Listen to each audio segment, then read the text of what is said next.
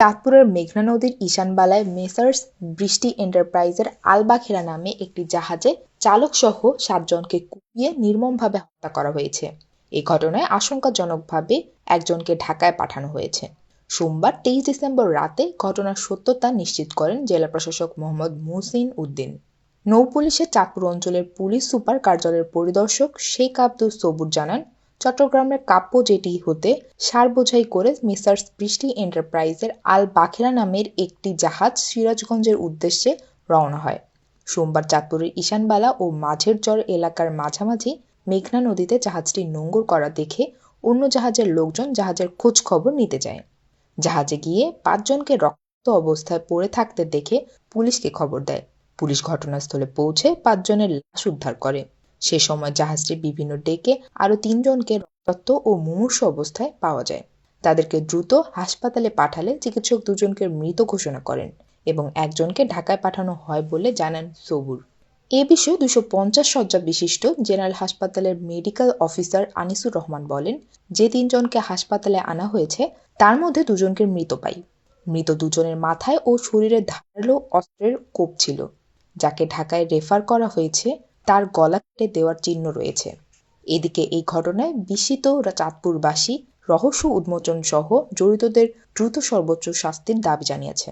পরিকল্পিত এই হত্যার পেছনে কারা জড়িত, কেন এমন নৃশংসভাবে হত্যা করা হলো তা নিয়ে চলছে নানা জল্পনা। চাঁদপুরের অতিরিক্ত পুলিশ সুপার সুদীপ্ত রায় বলেন, বেশ কিছু তথ্য উপাত্ত নিয়ে কাজ শুরু করেছে পুলিশ। ঘটনাস্থল পরিদর্শন করা হয়েছে। দ্রুত রহস্য উন্মোচিত করা সম্ভব বলে আশাবাদী। মূল ঘটনা কি আমরা সেটা দেখছি, আমরা খতিয়ে দেখছি কি কারণে সেটা হতে পারে, কি উদ্দেশ্য হতে পারে সেটা আমরা দেখছি। চাঁদপুরের জেলা প্রশাসক মোহাম্মদ মুহসিন উদ্দিন বলেন, প্রতিনিয়ত মেঘনা নদীর ওই রুটে জাহাজে করে কোটি কোটি টাকার পণ্য আনা নেওয়া করা হয়। এই নৌপথে এমন ঘটনার নিরাপত্তা ঘাটতি ছিল। এই ঘটনার পর নিরাপত্তা জোরদার করতে ব্যবস্থা নেওয়া হয়েছে। দ্রুত এই ঘটনায় জড়িতদেরও আইনের আওতায় আনতে কাজ শুরু হয়েছে। চাঁদপুর নৌ ফায়ার সার্ভিসের স্টেশন অফিসার মোহাম্মদ রকিবুল ইসলাম বলেন, এখন পর্যন্ত ঘটনায় নিহতদের মধ্যে জাহাজটির মাস্টার কিবরিয়া, ড্রাইভার সালাউদ্দিন, সুকানি আমিনুল মুন্সি, গ্রিজার সজিবুল ইসলাম, গ্রিজার আজিজুল, লস্কর মাজেদুলের নাম জানিয়েছে পুলিশ। এছাড়া ঢাকায় রেফার করা আহত লোকটির ছিল জাহাজটির সুকানি মোহাম্মদ জুয়েল। এরা প্রত্যেকেই ফরিদপুর, শেরপুর সহ বিভিন্ন এলাকার বাসিন্দা বলে জানিয়েছে পুলিশ। আমরা হচ্ছে চাই দিতে আপনার যে মামা আছে না, মামার থেকে সাইডে আসছে আজকে সকালবেলা ভোরবেলা আমরা আর দুটো ট্যাঙ্কার খাইয়ে আসছি। আসার সময় আমাদের মাছটার উপরে থার্মাসের নিচে ইঞ্জিন চালাচ্ছি। আমরা আবার শরীর একটু খারাপ। পরে মাছটার ঘন্টা দিচ্ছে আমাকে আলবাকার মতন না, সাহেবের ফোনে পাচ্ছে না, ওই জাহাজ ফোনে পাচ্ছে না। তারপর সাহেব আবার বলছে মাস্টার আবার যোগাযোগ করে কারোর ফোনে ধরে না। তারপরে আপনার মাস্টার পরে জাহাজ ঘুরেছে, সাহেব মনে বলছে ঘুরেছে জাহাজ ঘুরে, তারপরে সাইডে যায়, সবাই হরেন দেয়, ডাকে, কেউ সাড়া দেয় না।